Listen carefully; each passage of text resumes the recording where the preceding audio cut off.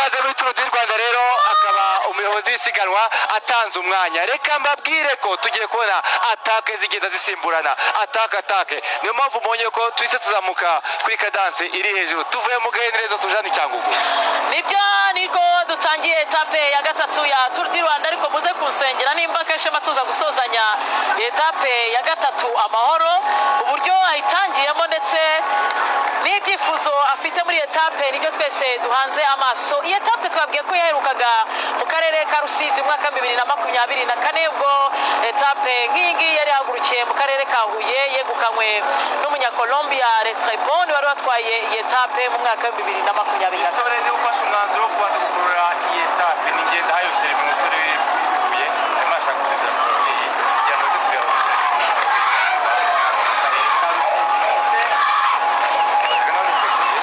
navuze ko ubwo ntazi ko nza kugushobora dusozanya.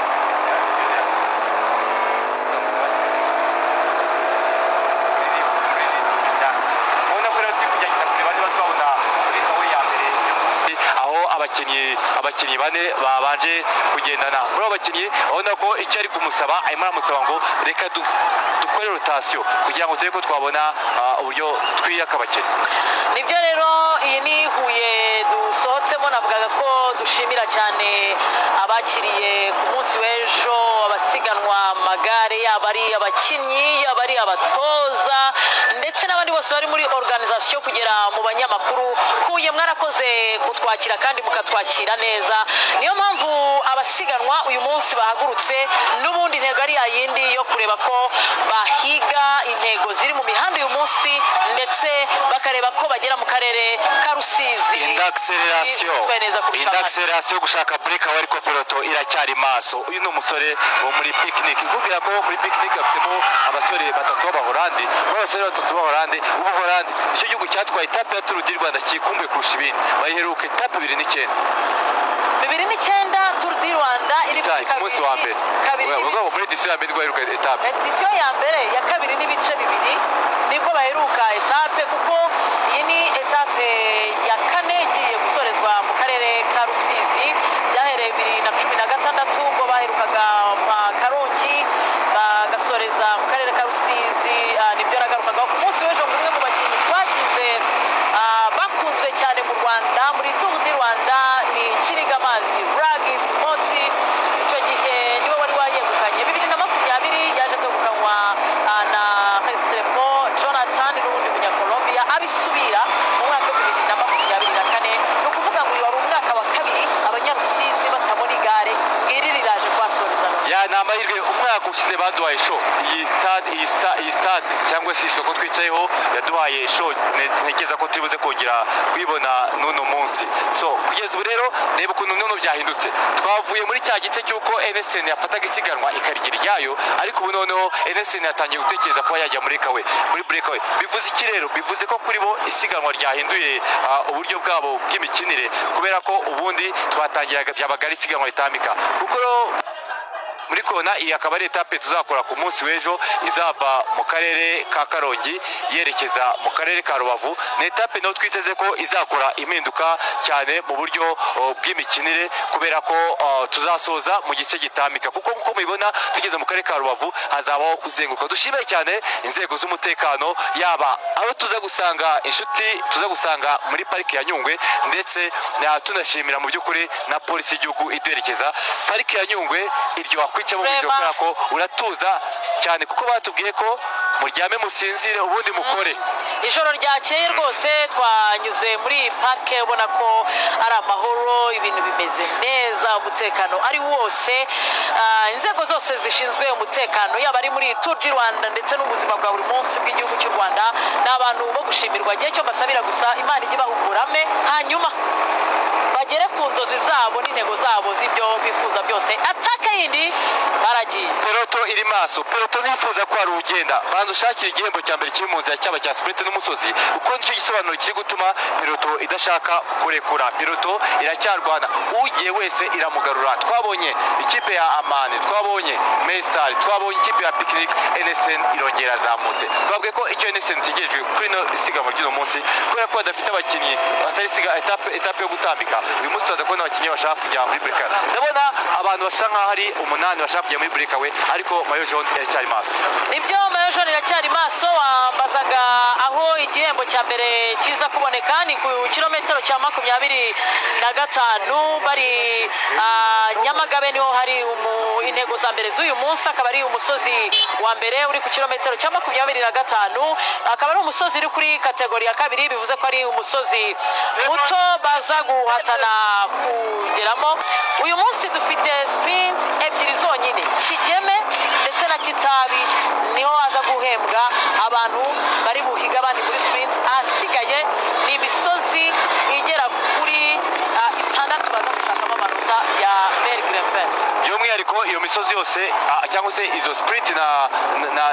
n'imisozi biri muri kilometero za hafi niyo mpamvu breakaway itifuza ko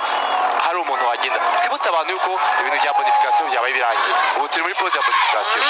uyu munsi kuba katari etape yo gutambika turaza kuba mu by'ukuri kugeza ubu ngubu tugifite tugiye gukina sprint y'amanota yo kujya guteranya kugira ngo tuzagire umuntu ugira amanota rusange kubera ko ari ugutambika uyu munsi ari rizamuka uyu munsi nakuvuga ngo bonification y'amasegonda 3 2 1 uyu munsi ntayahari umunsi w'ejo Pau niwe wegukanye etape ya kabiri ya Tour du Rwanda ibi rero bituma anambara umwambaro w'umuhondo awuhererekanya na mugenzi we bakinana muri NSN ibi byaherukaga mu mwaka wa 2019 ubwo muri etape ya mbere Federi Alessandro yegukanaga etape hanyuma n'ubundi agatambara umwambaro w'umuhondo mu gihe kandi muri uwo mwaka n'ubundi mbere yawe kuri etape ya kabiri kuko Federi yabikoze kuri etape ya mbere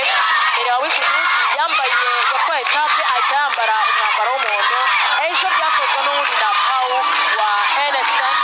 ariko dutegereje kureba ese imiterere ya etape ya gatatu dushingiye ku mikinire y'abakinnyi b'ikipe ya NSN uyu mwambaro w'umuhondo barakomeza kuwurinda umwambaro wo kurinda biragoye kuko niba warebye neza ni equipe tuzi ko ubundi ifite inshingano zo gukurura ariko uyu munsi no iri mu nshingano zo kujya muri breakaway kuko niba no bari gushaka kujya muri breakaway kuko baramutse bifuza kugarura abagiye muri breakaway ntabwo yajya imbere ahubwo yaba ari imbere ya group ya peloto kugira ngo breakaway ariko nabatangiye ko nabatangiye kujya ucyo batireka kujya imbere kuko ngo babakinnyi batatu basigaye bazamuka batangiye gutekereza ikindi ariko navuga ko byanashoboka ko umukinnyi wabo yatangiye gutekereza kuyashaka amanota y'imisozi kubera ko imisozi ni myinshi kandi urebye uburyo imisozi yacu y'umunsi iteye turatangira ku musozi wa kategori ya kabiri uburyo rero bibuze kwita biduha ayo mahirwe ko ajya gushaka ayo manota agatangira kwegeranya etape ya gatatu ya Tour du Rwanda rero ihagurutse mu karere ka Huye imirekeza hano mu karere ka Rusizi bivuze ko rero isiganwa rigiye kuva mu majyepfo maze ryerekeze mu burengerazuba bw'u Rwanda akaba rero turaca mu turere twagurutse Huye turaca muri Nyamagabe dufata Nyamasheke tuhita dusoreza muri Rusizi ngo igare umunsi iraca mu turere tune Huye Nyamagabe tudashyizemo aho bahagurukiye n'abasoje yego uturere tubiri uyu munsi etape ya gatatu iri unyuremo iyi etape rero ya gatatu ni imwe muri etape igiraga bagira abafana benshi baza kureba kuri finshi kuza gushyigikira igare ejo twabonye mu karere ka Huye hari abafana benshi baje kureba uko igare risozwa etape ya kabiri dutegereje kuza kureba muri aka karere ka Rusizi ariko kandi uko bahagaze ku rutonde rusange kuri classement general nyuma y'umunsi wa gatatu kugeza ubu umwanya wa mbere n'ubundi uriho Marti Soliano Pau ukinira ikipe ya Never Say Never uri ku mwanya wa mbere hanyuma akaba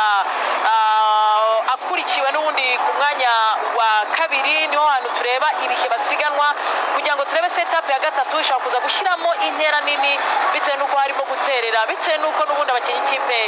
ya Never Say Never abakinnyi twabonye ko badafite ubushobozi bwo gukina ahantu haterera. Uyu munsi niho dutegereje kuza kureba u Rwanda, Eritrea uko baza kwitwara muri iyi etape. Amakipe kugeza ubu ngubu atangiranye amashagaga kuri no etape akaba ari ikipe ya NSN Picnic Istanbul ndetse n'ikipe ya Benediction ndetse n'abanyaritrea. Bivuze ko rero ni etape uyu munsi byanze kunze iza kugira ijambo cyane kuri Mayo Jaune. Ubundi navuga ko uyu munsi nibwo dutangira kumenya ngo runaka arashaka iki.